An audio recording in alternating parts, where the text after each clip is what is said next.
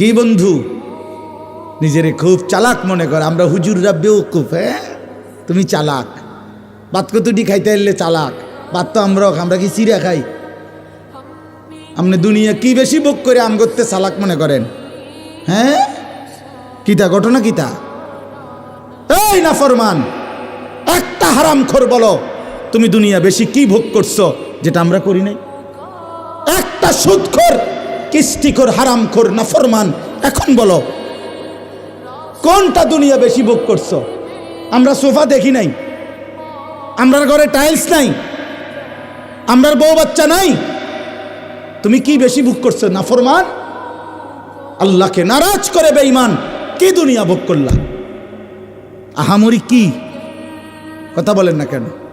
আমরা ইমানদার, নামাজ পড়ে যারা, হালাল রোজা করে, তারা খায় মুরগার গোস্ত আর সুদ করে খায় বাঘের গোস্ত নাকি? কথা বলেন, তুমি বাঘের গোস্ত খাও নাকি? তো তাইলে তুমি আহামরি দুনিয়া কি ভোগ করলা? কি বেশি পাইয়া আল্লাহরে ছেড়ে দিলা? যুবক বলো ভাইয়া, কি বেশি পাইয়া মালিক ছেড়ে দিলা? কি পাইয়া? সারা রাত সারা দিন যে নারী দেখো, ছবি দেখো, উলঙ্গ দৃশ্য দেখো, তারে তো ছুঁইতেও পারলা না, ধরতেও পারলা না। এই অতৃপ্তি নিয়ে শুধু চোখে দেখে নষ্ট হয়ে আখলাক শেষ করলা, চরিত্র শেষ করলা, শরীর শেষ করলা, যৌবনের শক্তি নষ্ট করে দিলা। আর কি লাভ হইল ভাইয়া? তোমরা যদি নাও জানো, আমি তো জানি, আমার দুই পকেটে সব সময় নওজোয়ান ছেলেদের কাগজ থাকে। এই দেখেন কালকে রাত্রে দেওয়া কাগজ, আরও আছে শুনো পকেটে বহুত কাগজ আছে, খুঁজলে এগুলো ছেলেদের কাগজ, অনেক ছেলে পেলের কাগজ। কেউ নেশাগ্রস্ত, কেউ জুয়ায় আক্রান্ত, কেউ জেনা ব্যভিচারে জিন্দেগি শেষ, শরীর শেষ, যৌবন শেষ, চোখের পানি ফেলে কাঁদে।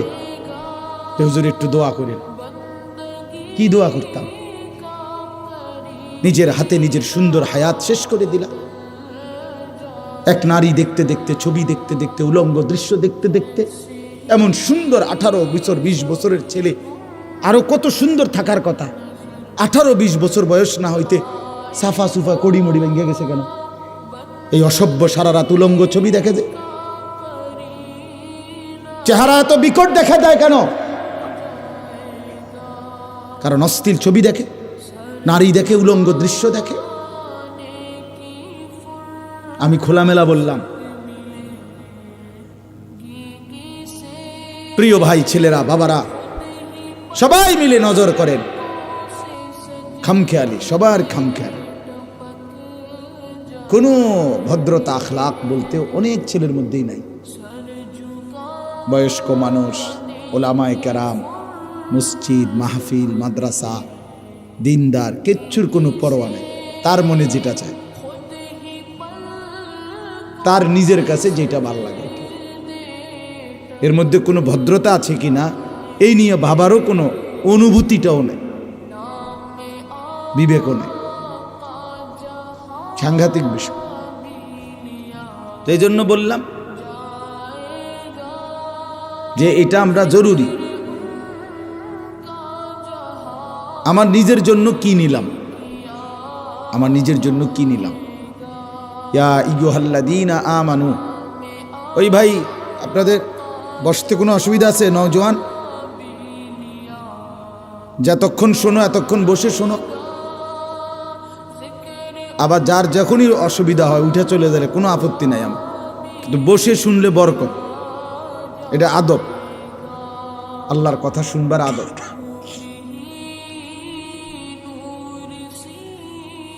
সাংঘাতিক বরকত হয়। কোরআন সুন্নাহর ইলম যথাযথ নিয়মে যখন কেউ শোনে তার ভীষণ বরকত হয়।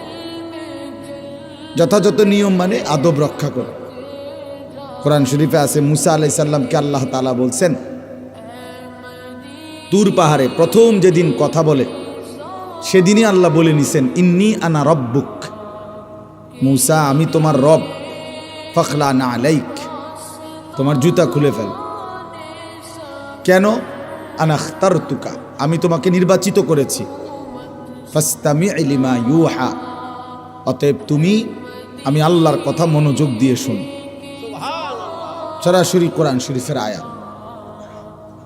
আল্লাহর কথা মনোযোগ দিয়ে শুনতে বলছে এবং জুতা খুলে শুনতে বলছে।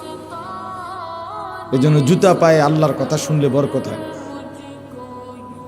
এজন্য আমাদের মাদ্রাসাগুলোতে দেখবেন, বিশেষ করে কওমি মাদ্রাসায় একেবারে নুরানির ছোট বাচ্চা থেকে শুরু করে দাওরায়ে হাদিসের বড় ছেলে সব আমরা মাটিতে সমান জায়গায় বসে পড়ি জুতা ছাড়া।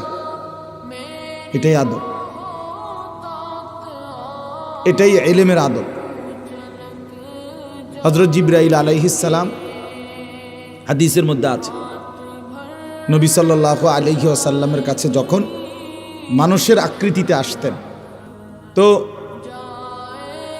নবীজি সাল্লাল্লাহু আলাইহি সাল্লামের কাছে যখন আসতেন মানুষের আকৃতিতে, তখন তিনি নবী সাল্লাল্লাহু আলাইহি সাল্লামের সামনে একদম বরাবর মুখোমুখি হয়ে বসতেন, একদম মুখোমুখি। ফাসনাদা রুকবাতাইহি ইলা রুকবাতাইহি, একদম দুই হাঁটু বরাবর মুখোমুখি বসতেন। ফলে কি হতো, নবী সাল্লাল্লাহু আলাইহি সাল্লামের দুই হাঁটু এবং জিবরাইলের দুই হাঁটু মুখোমুখি। এটা যখন হয় মুখোমুখি, তখন বুকও মুখোমুখি, চেহারাও মুখোমুখি। আপনি যদি আমার বরাবর বসেন মুখোমুখি, তাহলে আমার বুক আপনার বুক মুখোমুখি না, চেহারাও তো মুখোমুখি। এতটা মনোযোগ দিয়ে বসতেন, হাদিসে আছে জিবরাইল আলাইহিস সালাম। এরপরে শুনতেন, বলতেন, জিজ্ঞেস করতেন নবীজির কথা। তার মানে যথাযোগ্য আদব ছাড়া দিন আসে না। তোমরা যদি ছেলেরা মসজিদে জুমার বয়ান, আমার পরামর্শ শোনো, 6টা মাস জুমার নামাজের বয়ান মনোযোগ দিয়ে শোনো। তোমার হেদায়েতের জন্য তোমার মহল্লার ইমামই যথেষ্ট। এখানে বিরাট হুজুর আনার কোনো দরকার নেই, বাস্তব কথা এটা। কিন্তু যথাযথ মনোযোগ না থাকার কারণে বেচারা ইমাম সাহেব সবই বলে, কিন্তু কেউ জিমায়, কেউ দুষ্টমি করে, কেউ খামখেয়ালি করে, এই এমনে এমনে সময়টা চলে যায়। পরে কয় আমগো হুজুর তো এটা কইছেন, আপনার হুজুরে বলছিল আপনি জিমাইছেন বইয়া বই, আপনি আপনার হুজুর দেখে পাত্তা দেন নাই, আমগো গ্রামের হুজুর আর কি কইব। এই মানে এরকম একটা বাপসাবের কারণে, কিছুটা গাফলতির কারণে এই মাহরুম বঞ্চিতই থাকা যায়। এই জন্য বাপ মনোযোগ দরকার, আন্তরিকতা দরকার। মোবাইলটা নিয়ে খটর খটর করলে, এজন্য এটা জরুরি, আন্তরিকতা থাকা, খুব মনোযোগ দিলে, দিল দিয়া একবার। যে কোনো হুজুর পরিচিতি জরুরি না, আল্লাহর কথা শুনবার জন্য ওই হুজুরের ব্যাপক পরিচিতি থাকতে হবে, এটা জরুরি না। আল্লাহর কসম, এটা ধোঁকা। জনপ্রিয়তা একটি ধোঁকা, এটা একটা মোহ, ধোঁকা। এটা কোনো বিষয় না, আল্লাহরই কুদরত, আল্লাহর দয়া। এটা কাউকে আল্লাহ 10 জনের সামনে বলার সুযোগ দিছেন, কাউকে আল্লাহ 10,000-এর সামনে বলার সুযোগ দিছেন, দুইটাই আল্লাহর জন্য। কম মানুষের সামনে বললে ব্যর্থ, আর বেশি মানুষের সামনে বললে সফল। এটা ইসলামী কোনো কথা না, বুঝেন নাই কথা? এটা কোরআন সুন্নাহর মধ্যে এরকম কিছু নাই। এটা গণতান্ত্রিক পদ্ধতির নিয়ম হইতে পারে, যেখানে ভোট বেশি উনি নির্বাচিত, যার ভোট বেশি। কিন্তু এখানে এটা না, কোরআন সুন্নাহ সম্মত। এবার গোটা পৃথিবীর মোকাবেলায় যদি একজন হয় কোরআন দিন মানতেছে, তো এটাই সঠিক। হোক অনুসারী কয়জন? একজন। अगरचे बुत है जमात की आस्तीनों में, मुझे है हुक्म खुदा ला इलाहा इल्लल्लाह। আল্লামা ইকবাল বলেন, ইমানদার কেমন হবে? ইমানদার হবে এমন যে ইমানদার বলবে, যদি পুরা জাতির প্রত্যেকের কাছে একটা একটা মূর্তি থাকে, সবগুলো মূর্তি একত্রিত করে স্তূপ দেয়, আর আমাকে যদি সেই স্তূপের উপরে দাঁড় করিয়ে দেয়, আমি ইমানদার সেখানে দাঁড়িয়েও বলবো লা ইলাহা ইল্লাল্লাহ। এরে বলে ইমান। পুরা জাতি ধ্বংস হয়ে গেছে, তারপরও আমি আল্লাহর রাস্তা থেকে এক চুল নড়ব না। এইটারে বলে ঈমান। তাহলে এখানে সংখ্যা কোনো বিষয় না, কোরআন সুন্নাহ সম্মত হওয়া এটা বিষয় ভাইয়া। আজকে আমরা এই খ্যাতির মোহে কিছু শুনি কিছু শুনি না। কোনো একজন বক্তার হয়তো একটু পরিচিতি আছে তো তারে নিয়ে হুড়াহুড়ি, কিন্তু ভাইয়া আল্লাহর কথার দিকে আগ্রহী হওয়া উচিত। আমারে মনে করেন সব অনেক মানুষ চিনে, এখন আপনি 1 কোটি মানুষ মনে করেন আমারে চিনে, তো আমারে চিনল মনে করেন 1 কোটি মানুষ, আপনার লাভ কি? আমার প্রশ্ন হলো এটা, আমারে না চিনে তো আপনার ফায়দা কি? বুঝেন নাই আমার কথাটা? আমারে সারা বাংলাদেশ চিনলে আপনার লাভ কি? নিজের ফায়দা বলেন। আপনি কি নিলেন আল্লাহর কোরআন থেকে, রাসূলুল্লাহ সাল্লাল্লাহু আলাইহি সাল্লামের হাদিস থেকে, সেটা না বলবেন। হুজুররে অনেকে চিনে, তো চিনলে কি হইছে? চিনলে কি হয়েছে? এই জন্য এইটা কোনো বিষয় না, মূল বিষয় হলো আমি আমার জন্য কিছু নিলাম কিনা, আমার কোনো খোরাক হলো কিনা। ইয়া আইয়ুহাল্লাযীনা আমানু আলাইকুম আনফুসাকুম, আল্লাহ তাআলা বলেন হে ঈমানদারগণ প্রত্যেকেই নিজেকে আঁকড়িয়ে ধরো, তার মানে নিজের ব্যাপারে খুব বেশি যত্নবান হও।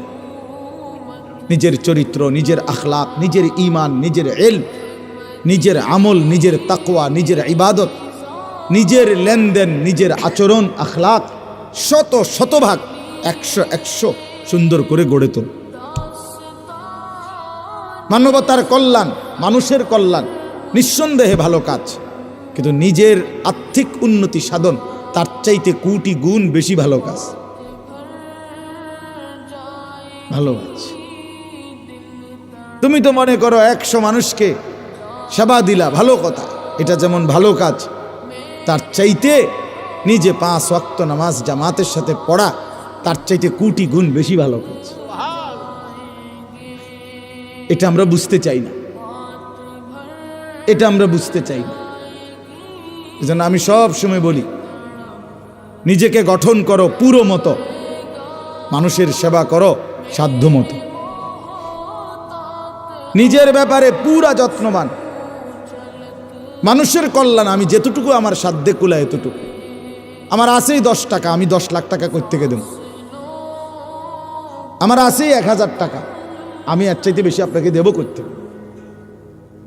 তাহলে মানুষের কল্যাণ সাধ্য মতো, কিন্তু নিজের ঈমান, আমল, আখলাক, চরিত্র এটা হইতে হবে পুরা মতো। এই জন্য এই ওয়াজ মাহফিল, বয়ান, নসিহত, আল্লাহর কথার একটা বড় মাকসাদ নিজের ব্যাপারে যত্নবান হওয়া। আজকে তোমরা অনেক ছেলে, আমার প্রিয় ভাই, তোমরা নিজের ব্যাপারে যত্নবান না। তোমাদের মাথায় একটা শয়তানে ঢুকাইছে, পৃথিবীর যেখানে যা পাও জলদি জলদি মোবাইলে ঢুকাইয়া অন্যর জন্য পাঠাও, অন্যকে দাও, অন্যকে জানাও। আরে অন্যকে জানাইবা তো ঠিক আছে, অন্যের সুন্দর পরিবর্তন চাও, তোমার কথা বলো।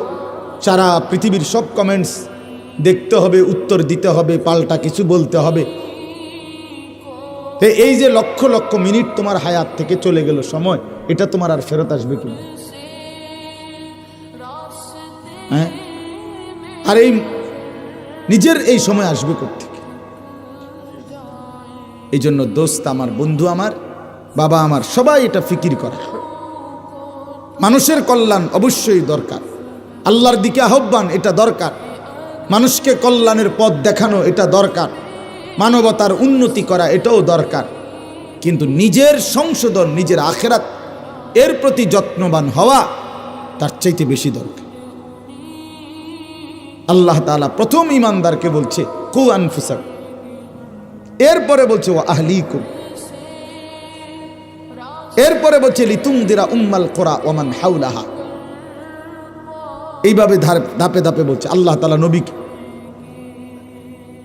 এই জন্য আমরা প্রত্যেকে ইনশাআল্লাহ এই মাহফিলগুলোর মাকসাদ, মসজিদে জুম্মার বয়ানের মাকসাদ এটা মনে রাখতে হবে,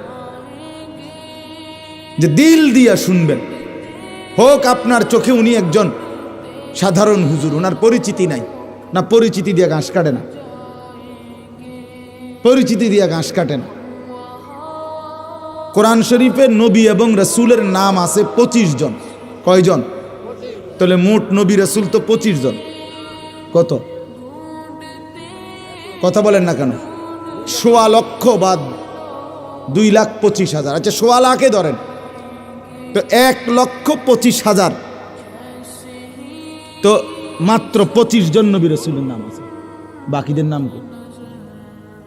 কথা বুঝেন নাই আমার? তো তাহলে বাকিরা ব্যর্থ তো, হ্যাঁ নাম যেহেতু কেউ জানে না, বুঝছেন নি কথা? আমাদের নবী সাল্লাল্লাহু আলাইহি সাল্লাম বিদায় হজ্জের মাঠে আরাফাতের ময়দানে যখন ভাষণ দিছেন নবীজির হায়াতে হজ্জের মৌসুমে, তখন 1.25 লক্ষ সাহাবী নবীজির সামনে ছিল। কোথায়? হজ্জের মাঠে। 1.25 লাখ মানে কি 15 জন রে কয় নাকি? কত? তাহলে 1,25,000। এই 1.25 লক্ষ সাহাবীর নাম গোটা পৃথিবীতে কোনো ইতিহাসের কিতাবে, তারিখে, আরবি, বাংলা, উর্দু, ফার্সি কোথাও 5,000 সাহাবীর নাম, 10,000 সাহাবীর নাম পৃথিবীর কোথাও নাই, কোনো কিতাবে নাই। একেবারে সব জোড়া তালি দিয়া মিলাইলে 10,000 বাইর করতে কঠিন হয়ে যাব, ঘাম বাইরে। 313 জন বদরি সাহাবী, ওনাদের নাম একসাথে আছে। তো যদি একেবারে 10,000-এর নামও পাওয়া যায়, তো বাকি 1,15,000-এর নাম কই? বুঝেন নাই এমনি কথা? আর শুধু তো হজ্জের মাঠে ছিল 1,25,000। তো ওই বছর তো সবাই হজে গেছে না, বাড়ি ঘরে আর মানুষ ছিল না তারা। এই জন্য ছেলেরা আমার, এটা বলো, তোমরা বলো তাইলে, যে এই সাহাবীদের নাম এখন পৃথিবীর কোনো কিতাবে নাই, ওনারা ব্যর্থ। এই খ্যাতির মোহ, পরিচিতির এই মোহ, এটা ছাড়ো। আল্লাহর কসম, তোমগো বহু ছেলেরে পাগল বানাইছে, নষ্ট বানায় ফেলছে এই মোবাইলে। নিজের সকল অঙ্গ ভঙ্গি, চলা ফেরা, জামা, শার্ট, চুল, প্যান্ট, হাঁটা চলার সব কিছুর অঙ্গ ভঙ্গি তোমার মাথায় শয়তান ইবলিসে ঢুকাইছে যে এটা শুধু মোবাইলে দাও, যাতে করে মানুষ দেখে, পরিচিত হয়। এই নেশায় লক্ষ লক্ষ যুবক, ছেলে মেয়ে, জিন্দেগি শেষ। যেই কোনোভাবে হোক,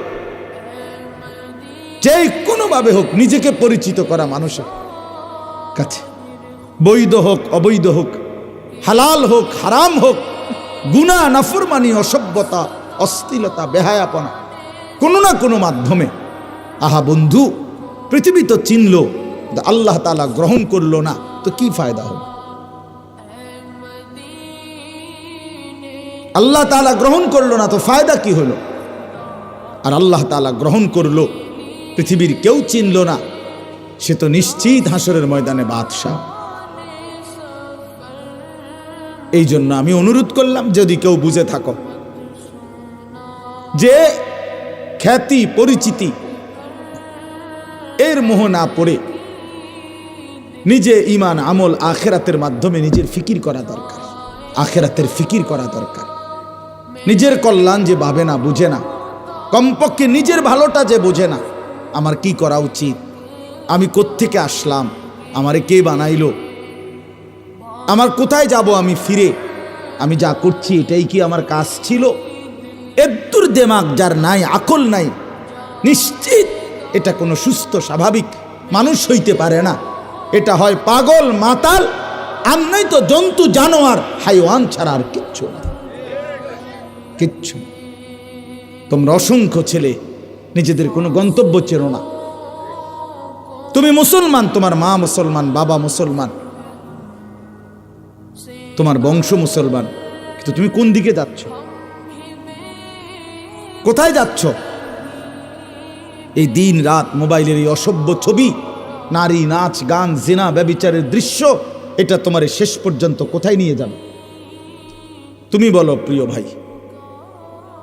তোমার এই বখাটে দুশ্চরিত্র লম্পট বেঈমান কাফেরের মতোই চুল, এটা তোমাকে কি পরিচয় দেয়? তুমি এতটুকু দিমাগও নাই? তোমার এই বিশ্রী বিকট চুল এ তো তোমাকে ইহুদি বানায়, তোমাকে বলে দেয় তুমি খ্রিস্টান, তোমাকে বলে দেয় তুমি হিন্দু, তোমাকে বুঝায় দেয় তুমি নাস্তিক, তুমি মুরতাদ। ইমানদারের চুল তো এমন হয় না। এতটুকু দিমাগ যদি কাজ না করে মাথায়, আত্মপরিচয় যে ভুলে যায় সে তো পাগল, সে তো মাতাল। নিজের পরিচয় যে জানে না, নিজেকে যে চেনে না, সে তো মাতাল, সে তো প্রতিবন্ধী। আজ আমরা আত্মপরিচয় জানি না, আত্মসম্মান চিনি না। চেহারায়, সুরতে, লেবাসে, চলনে, বলনে। একজন বয়স্ক বাবা বলেন, আপনি বছরের পর বছর প্রকাশ্যে দিবালোকে বিড়ি সিগারেট খান, আপনি আপনাকে কি বুঝাইতে চান? ইমানদার? ইমানদার এত ফালতু লোক হয়? কথায় কথায় 60 বছর বয়স গালি দেন, কি বুঝাইতে চান আপনারে? আপনাদের যাদের দাড়ি নাই চেহারায়, আপনারা নিজেদেরকে কি পরিচয় দিতে চান? বলেন মেয়ে, এখন দাঁড়ায় বলেন, কি বুঝাইতে চান নিজেকে? ইমানদার এমন হয়? 1450 বছরের ইমানদার এমন ছিল? তা আপনি আপনারে কি বুঝাইলেন? কি বুঝাইলেন বলেন? মুসলমান যাদের ছেলে নামাজ পড়ে না, মেয়ে নামাজ পড়ে না, স্ত্রী পর্দা করে না, এই বাপ, আপনার ফ্যামিলি এটা মুসলমানের ফ্যামিলি? ওই ছোট বাচ্চা কয় জিনা, এই বাচ্চা বুঝছে এ কথা, সে নিজের থেকে বলতেছে জিনা। এদ্দুর দিমাগ তো থাকা উচিত, যেটা আমার কিসের ঘর? আমি না মুসলমান তো আমার ছেলের এই হালাত কেন? আমি না মুসলমান তো আমার বউয়ের এই হালাত কেন? এদ্দুর দিমাগ যদি কোনো মানুষের মাথায় না থাকে তো তার দিমাগ আছে কিনা এটাই তো সন্দেহ। তার মাথায় কোনো ঘিলু আছে কিনা এটাই তো সন্দেহ। বাবা, ইনসাফের সাথে ভাবেন। শেষ পর্যন্ত দুনিয়া, মনে রাখেন, তাফসীরে মাআরিফুল কোরআনে লিখছে, দুনিয়া যদি জিতেও যাও তাইলেও মরে যাবা, দুনিয়া যদি হেরেও যাও তাইলেও মরে যাবা। দুনিয়া জিতলেও টিকতা না, দুনিয়া হারলেও। 50 বছর লাগাইয়া সুদ, ঘুষ, মিথ্যা, চুরি, ডাকাতি, ওজনে কম দিয়া দুনিয়া যদি সব গুছান, তারপরও একদিন মরে যাবেন। আর যদি কিছুই করতে পাইলেন না, দুনিয়া অর্জন করতে পারলেন না, তবুও মরে যাবে। দুনিয়ায় সফল ব্যক্তিও মরে যায়, দুনিয়ায় ব্যর্থ ব্যক্তিও মরে যায়। দুনিয়া ইমানদারকেও ছেড়ে দিতে হয়, দুনিয়া কাফেরকেও ছেড়ে দিতে হয়। এজন্য আল্লাহ কোরআনে বলছে, ওয়াফি যালিকা ফালিয়াতানাফাসিল মুতানাফিসুন। আমার বান্দা, যদি প্রতিযোগিতা করতে হয় তো জান্নাতের জন্য প্রতিযোগিতা করো, আখিরাতের প্রতিযোগিতা। ওয়াফি যালিকা ফালিয়াতানাফাসিল মুতানাফিসুন। আল্লাহ বলছে, লিমিসলি হাদা ফালিয়ামালিল আমিলুন। আমার বান্দা, যদি কর্মই করতে হয়, মেহনতই করতে হয়, তো এই জান্নাতের জন্য আমল করো, মেহনত করো, কর্ম করো। কষ্টই যদি করতে হয়, আরেকটু কষ্ট আখিরাতের জন্য করো, আরেকটু কষ্ট করো, আরেকটু কষ্ট, আরেকটু হিম্মত করো। লিমিসলি হাদা, এই জান্নাতের জন্য। এই জন্য বাপ, বন্ধু, ভাই, আমি অনুরোধ করলাম, আমরা ভাবা দরকার। আমি ব্যক্তিগতভাবে ওয়াজকে বহুতই পবিত্র মনে করি, আমার দিল এটাই কথা। আমি চাই আমার দিল বলি, অন্তর থেকে বললাম, আমরা নিজের পরিবর্তন দরকার। একটা মাহফিল হইছে, 3 জন বক্তা দাওয়াত দিলাম, অনেক কিংবা হয় নাই, এর কোনোটাই সফলতা ব্যর্থতার তেমন কিছু না। মূল বিষয় হলো আমার দিলের হালাত কি, অন্তরের মধ্যে কোনো নড়াচড়া হয়েছে কিনা, এটা হলো দিলের বিষয়। এটা হলো মূল বিবেচ্য বিষয়। তোমরা ছেলেরা বাবা এটা ভাইব, তোমার মুসলমান পরিচয় তুমি মিলায় নাও। বয়স্ক বাবা আপনার মুসলমান পরিচয় আপনি মিলায় নেন। সুখে থাকলেও কবরে যাবেন, দুঃখে থাকলেও কবরে যাবেন, হাসলেও মরে যাবেন, কাঁদলেও মরে যাবেন। রাজপ্রাসাদের অট্টালিকার লোকটাও কবরে যাবে, জীর্ণ কুঠির কুড়ে ঘরের মানুষটাও কবরে চলে যাবে। আর আল্লাহ তাআলা বলছেন আলহাকুমুত তাকাসুর হাত্তা যুরতুমুল মাকাবির কাল্লা সাউফা তা'লামুন। বান্দা, দুনিয়ায় ডুবে থেকে আখেরাতকে ভুলে গেলা, দুনিয়া বাড়ানোর নেশায় আখেরাতকে ভুলে গেলা। মনে রেখো একদিন হাত্তা যুরতুমুল মাকাবির, ওই কবরস্থানে তোমাকে পৌঁছতেই হবে, কবর তোমারে ছাড়বে না। আর কাল্লা সাউফা তা'লামুন, সাবধান বান্দা, সেদিন কবরে আসলেই তুমি জানবা, তুমি বুঝবা আমি আল্লাহর নাফরমানির শাস্তি কি, আমি তোমারে বুঝাই দেব। কবরের প্রথম ঘন্টায় আমি টের পাওয়ায় দেব আমার এক এক নাফরমানির শাস্তি কি। ওয়া ইউকাইয়াদু লাহু মালাকুন আ'মা ওয়া আসাম্মু ওয়া আবকাম। নবীজি বলেন নাফরমানের কবরে এমন একজন ফেরেশতা আল্লাহ তাআলা পাঠাবেন, যেই ফেরেশতা অন্ধ, বোবা, বধির, কানে শোনে না। ইউদরাবু লাহু বিমিতরাকাতিম মিন হাদিদ দারবাতান বাইনা উদুনাইহি। ওই ফেরেশতা নাফরমানের কবরে দুই কান বরাবর এক একটা লোহার হাতুড়ি দিয়ে আঘাত করবে। ফায়াসিহু সাইহাতান, নাফরমান এত জোরে চিৎকার করবে, ইয়াসমাউহা মান ইয়ালিহি ইল্লা সাকালাইন। নবী বলেন মানুষ এবং জিন ব্যতীত আল্লাহর সমস্ত সৃষ্টি বেঈমানের চিৎকার শুনতে পাবে। তুমি টের পাইবা, নওজোয়ান টের পাইবা। এই নারী, এই ছবি, এই অসভ্যতা, এই নোংরামি, এই জুয়া, এই নেশা, এই বর্বরতা অচিরেই তোমার সামনে চোখ খুলে যাবে। আমার শায়েখ আল্লামা মুফতি মুশতাকুন নবী সাহেব বলে, জীবিত মানুষ এখন চোখ খুললে আখেরাত দেখে না, ঘুমন্ত মানুষ চোখ বন্ধ করলে দুনিয়াও দেখে না, আখেরাত দেখে না। কিন্তু কবরের মানুষ চোখ বন্ধ করলে মৃত, দুনিয়া আর দেখে না, তো আখেরাতের সামনে পুরা দেখে। ইফতাহু লাহু বাবান ইলান নার। আল্লাহ রাসূল বলছে নাফরমানের কবর থেকে জাহান্নাম বরাবর দরজা খুলে দেওয়া হবে। কি সুন্দর কথা হুজুরের এটা। জীবন্ত মানুষ দুনিয়া দেখে, এই যে আমরা এখন, আখেরাত দেখে না। ঘুমন্ত মানুষ দুনিয়াও দেখে না, আখেরাতও দেখে না। আর মৃত মানুষ আখেরাত পুরাটা দেখে, দুনিয়া মুঠেই দেখে না।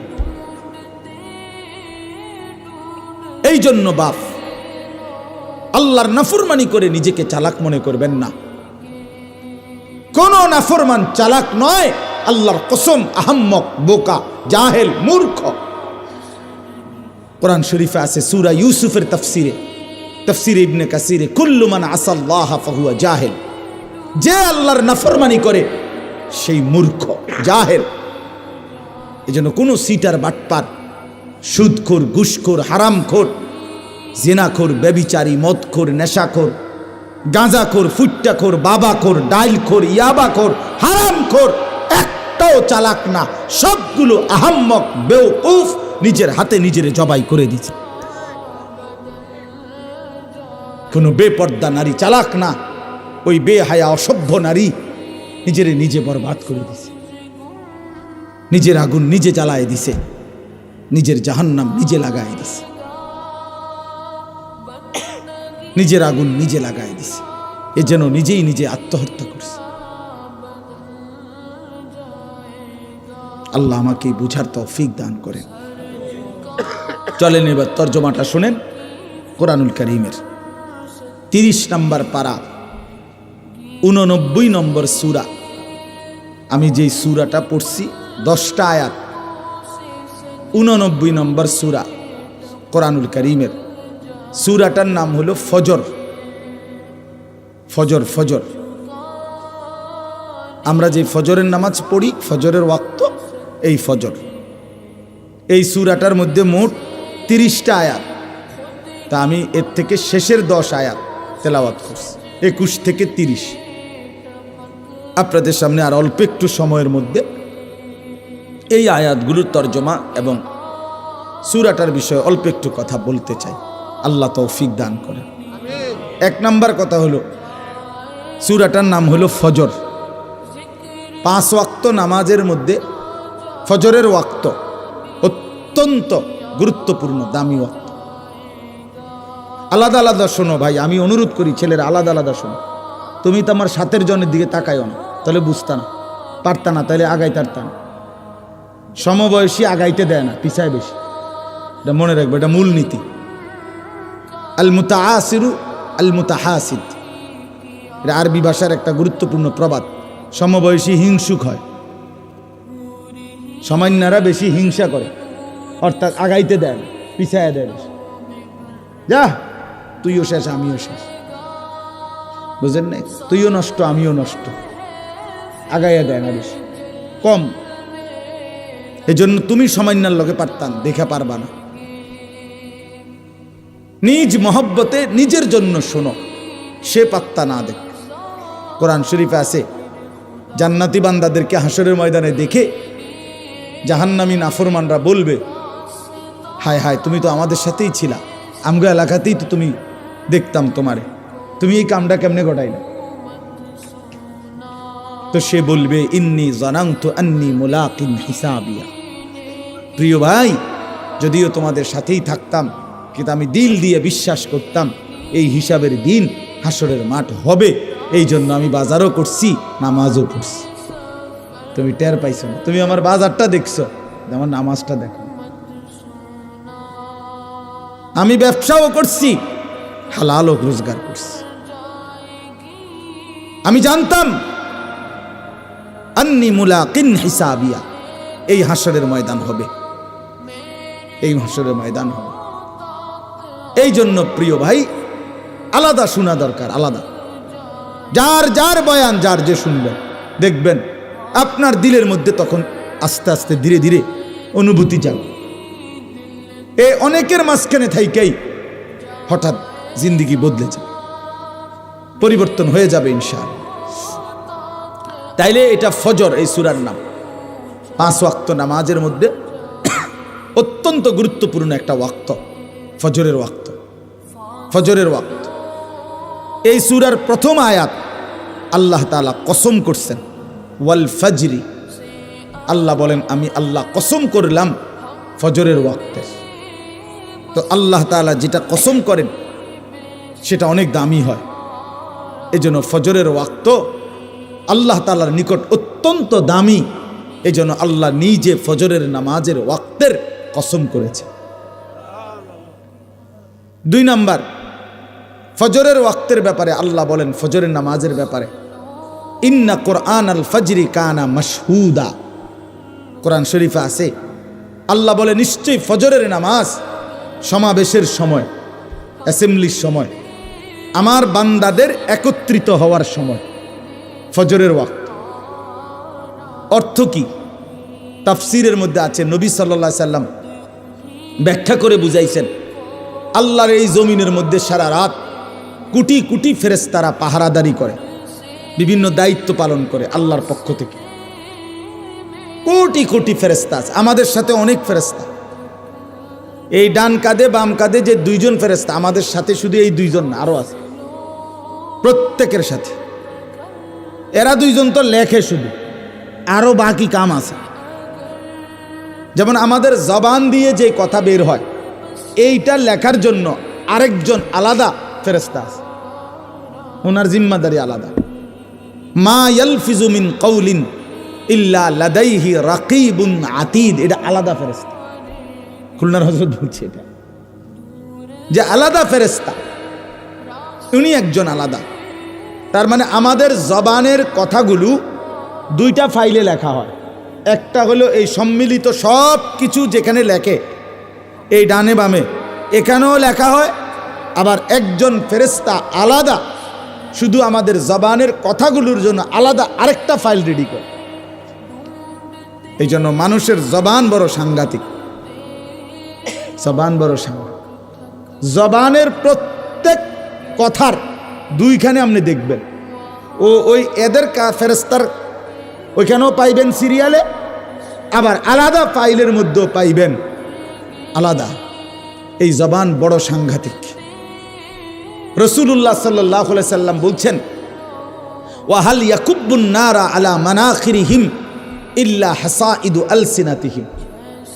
অসংখ্য অগণিত মানুষকে কিয়ামতের দিন উপর করে মাথা নিচের দিকে দিয়া, দুই পাও উপরের দিকে দিয়ে এই চেহারা, নাক, চোখ, মুখ, চেহারা ঘষাইয়া, মাটির সাথে ঘষাইয়া জাহান্নামে ফেলা হবে। আল্লাহর কসম নবী বলেন, কারণ তাদের জবানের গুনাহ উচ্চারণ।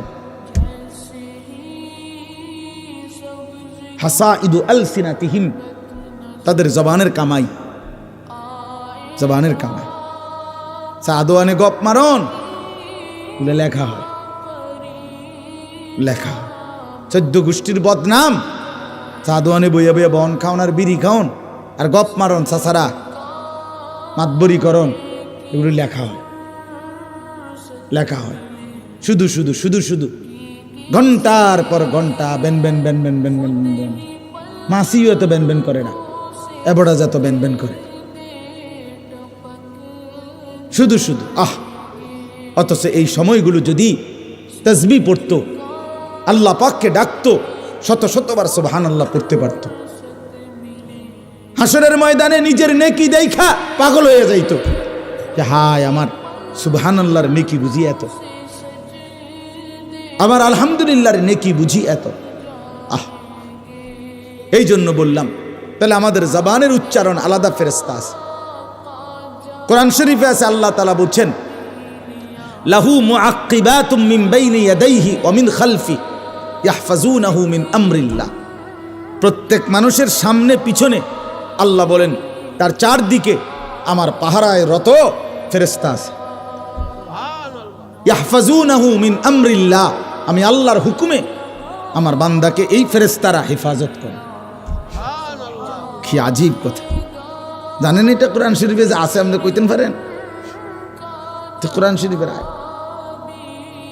তাইলে আমাদের চারদিকে আমাদের সাথে অসংখ্য ফেরেশতা আছে। আল্লাহর এই জমিনে কোটি কোটি ফেরেশতা আছে। এই সারা রাত এরা ডিউটি করে। ফজরের ওয়াক্তে এরা আসমানে ফিরে যায়, আর ফজরের ওয়াক্তে নতুন আরেক গ্রুপ সন্ধ্যা পর্যন্ত ডিউটি পালন করার জন্যে ওই একই জায়গায় নতুন টিম আসে ফেরেশতা। এই নবী সাল্লাল্লাহু আলাইহি সাল্লাম বলেন, সারা রাত যেই ফেরেশতারা আল্লাহর জমিনে ডিউটি দেয়, ওনারা ফজরের ওয়াক্তে ফিরে যায়, তো যাওয়ার সময় ফজরের নামাজের জামাতে উপস্থিত হয়।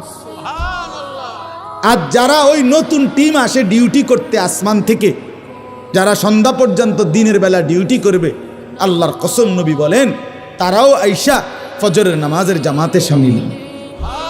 এই জন্য সারা রাতের ফেরেশতাও ফজরের নামাজে থাকে, সারা দিনের ফেরেশতাও ফজরের নামাজে আসে, আর ইমানদার বান্দাও ফজরের নামাজে আসে।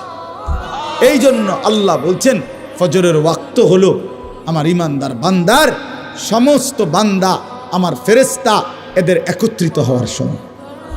মাশহুদ, টাইম অফ অ্যাসেম্বলি, অ্যাসেম্বলির সময় মানে একত্রিত হওয়ার সময়।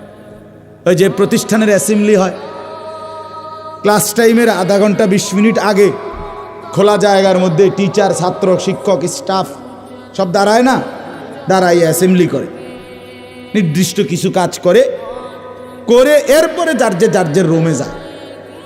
এই ঠিক ফজরের ওয়াক্তে আল্লাহ বলেন আমার বান্দাদের সমাবেশ হয়। এখন আসেন, দুইটা কথা। এক নাম্বার হলো আল্লাহ বলছে আমার ইমানদার বান্দার সমাবেশ হয় ফজরের ওয়াক্তে, অতএব ফজরের নামাজের জামাতে যেই নাফরমান যায় না, তুমি তোমার মালিকের ইমানদার বান্দায় না। দুই, ফজরের নামাজে রাতের ফেরেশতা দিনের ফেরেশতারা থাকে। সারা রাত যেই ফেরেশতা আমারে পাহারাদারি করলো, আল্লাহর কসম এই সে যখন তারা আমারে যখন ফজরের নামাজে দেখে না, তখন এই ফেরেশতারা বলে তোর উপরে আল্লাহর লানত পড়ুক, তোরে সারা রাত পাহারা দিলাম বেঈমান, আজ তুই আমার মালিকের সেজদাটাই দিলি না, তোর উপরে আল্লাহর লানত, আল্লাহর লানত, আল্লাহর লানত। আবার সারা দিনের ফেরেশতারা যারা আসে তারাও আইসা যখন দেখে এই নাফরমান ফজরের নামাজে যায় নাই, তো এই ফেরেশতারাও বলে তোর উপরে আল্লাহর লানত পড়ুক, তোরে পাহারা দিতে আসছি, তুই বেঈমান, তো মালিকের সেজদা দিতে আসলি। এই জন্য তোমরা যারা নাফরমান ফজরের নামাজ পড়ো না, তোমাদের উপরে 24 ঘন্টার ফেরেশতার লানত। আর আল্লাহর লানত নিয়ে, ফেরেশতার লানত নিয়ে সুখ হয় না, সুখ হয় না, সুখ হয় না। এরপরে দেখেন কোরআন শরীফ স্পষ্ট আছে, ইবলিস আল্লাহকে সেজদা দেয় নাই, আল্লাহ তাকে বলছেন, সব উলামায়ে কেরাম এখানে আছে, কোরআন শরীফে সাফ আল্লাহ বলে দিছে, ইবলিস তুই আমারে সেজদা দিলি না, ওয়া ইন্না আলাইকা লানাতা ইলা ইয়াউমিদ্দিন, আজকে থেকে নিয়ে তুই বেঈমানের উপরে কিয়ামত পর্যন্ত আমি আল্লাহর লানত। এটা বলছে কোন দিন? যেদিন সেজদা দেয়। এবারে সাফ কি হইল? এবার কি দাঁড়াইলো? দাঁড়াইলো এটাই যে যে সেজদা দেয় না তার উপরে আল্লাহর লানত, 24 ঘন্টার কোটি কোটি কোটি ফেরেশতার লানত। কি বন্ধু নিজেরে খুব চালাক মনে কর, আমরা হুজুররা বেওকুফ। তুমি চালাক, ভাত কতটি খাইতে এলে চালাক, ভাত তো আমরা কি চিড়া খাই? আপনি দুনিয়া কি বেশি ভোগ করে আম করতে চালাক মনে করেন? হ্যাঁ, কিতা ঘটনা কিতা? এই নাফরমান, একটা হারামখোর বলো তুমি দুনিয়া বেশি কি ভোগ করছো যেটা আমরা করি নাই? একটা সুদখোর, কিস্তিখোর, হারামখোর, নাফরমান, এখন বলো কোনটা দুনিয়া বেশি ভোগ করছো? আমরা সোফা দেখি নাই, আমরার ঘরে টাইলস নাই, আমরার বউ বাচ্চা নাই, তুমি কি বেশি ভোগ করছো? নাফরমান, আল্লাহকে নারাজ করে বেঈমান, কি দুনিয়া ভোগ করলা? আহামরি কি কথা বলেন না কেন? আমরা ইমানদার, নামাজ পড়ে যারা হালাল রোজা করে, তারা খায় মুরগার গোস্ত আর সুদ করে খায় বাঘের গোস্ত, নাকি? কথা বলেন, তুমি বাঘের গোস্ত খাও নাকি? তো তাইলে তুমি আহামরি দুনিয়া কি ভোগ করলা? কি বেশি পাইয়া আল্লাহরে ছেড়ে দিলা? যুবক বলো ভাইয়া, কি বেশি পাইয়া মালিক ছেড়ে দিলা? কি পাইয়া? সারা রাত সারা দিন যে নারী দেখো, ছবি দেখো, উলঙ্গ দৃশ্য দেখো, তারে তো ছুঁইতেও পারলা না, ধরতেও পারলা না। এই অতৃপ্তি নিয়ে শুধু চোখে দেখে নষ্ট হয়ে আখলাক শেষ করলা, চরিত্র শেষ করলা, শরীর শেষ করলা, যৌবনের শক্তি নষ্ট করে দিলা। আর কি লাভ হইল ভাইয়া? তোমরা যদি নাও জানো, আমি তো জানি, আমার 2 পকেটে সব সময় নওজোয়ান ছেলেদের কাগজ থাকে। এই দেখেন কালকে রাত্রে দেওয়া কাগজ, আরও আছে সোনো পকেটে বহুত কাগজ আছে, খুঁজলে এগুলো ছেলেদের কাগজ, অনেক ছেলেপেলের কাগজ। কেউ নেশাগ্রস্ত, কেউ জুয়ায় আক্রান্ত, কেউ জেনা ব্যভিচারে জিন্দেগি শেষ, শরীর শেষ, যৌবন শেষ, চোখের পানি ফেলে কাঁদে, হুজুর একটু দোয়া করে। কি দোয়া করতাম? নিজের হাতে নিজের সুন্দর হায়াত শেষ করে দিলাম। এক নারী দেখতে দেখতে, ছবি দেখতে দেখতে, উলঙ্গ দৃশ্য দেখতে দেখতে, এমন সুন্দর 18 বছর 20 বছরের ছেলে, আরো কত সুন্দর থাকার কথা, 18-20 বছর বয়স না হইতে সাফা সুফা কড়ি মড়ি ভেঙে গেছে কেন? এই অসভ্য সারা রাত উলঙ্গ ছবি দেখে যে, চেহারা এত বিকট দেখা যায় কেন? কারণ অস্থির ছবি দেখে, নারী দেখে, উলঙ্গ দৃশ্য দেখে। আমি খোলামেলা বললাম, প্রিয় ভাই, ছেলেরা, বাবারা, সবাই মিলে নজর করেন। এই জন্য ফজরের নামাজ না পড়া অভিশাপ। কি বলেন না? অভিশাপ, অভিশাপ। আরেকটু শুনেন, কোরআন শরীফে 3টা জাতির কথা আছে। কওমে লূত, লূত আলাইহিস সালামের জাতি, শুআয়ব আলাইহিস সালামের জাতি, সালেহ আলাইহিস সালামের জাতি। এই 3টি জাতিকে আল্লাহ তাআলা আযাব দিয়ে ধ্বংস করে দিছে। এই পুরা জাতিকে, আল্লাহর কসম কোরআন শরীফে আছে, এই 3টি নাফরমান জাতিকে আল্লাহ ধ্বংস করছে ফজরের ওয়াক্তে। এই জন্য ফজরের ওয়াক্তে নাফরমানকে আল্লাহ ধ্বংস করে। ফাসবাহু ফি দারিহিম জাসিমিন। ফাসবাহু মানে কি? সকাল, ভোর। ইন্না মাউইদাহুমুস সুবহু আলাইসা সুবহু বিকরিব। এই যে কোরআন শরীফে আছে, লূত আলাইহিস সালামের জাতিকে উল্টাইবার জন্য যখন আল্লাহ ফেরেশতাকে বলছে, ফেরেশতা জিগাইছে আল্লাহ কোন টাইমটা উল্টাইতাম, 9:30টায় না 10টায় না 12টায়?